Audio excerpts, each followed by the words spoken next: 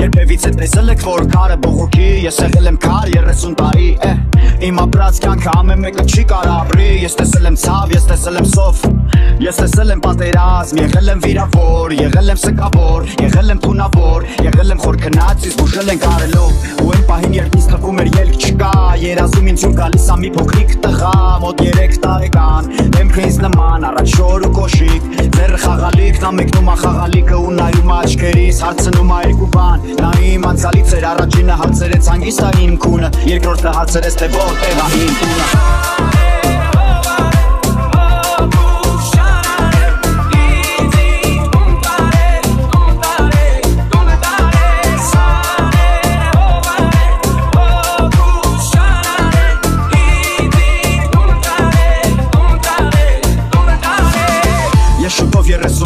Բայց ներսս նույնն ա, նույն 3 տարեկանը քանդված տանը Նույն նկարները, բայց կիսա այրված Էդ այն ժամանակ էր, երբ բոլորը կային հարազատներ, կար խաղաղություն Բոլորս միասին էինք մեր ընտանիքում Հետո ամեն ինչ խառնվեց, տունը մոխրացավ, արկը տանիքում Ծուխը բացացավ, մեկը վիրավոր, մեկը հեռացավ Մեկը բեկորից մրգվել չկարողացավ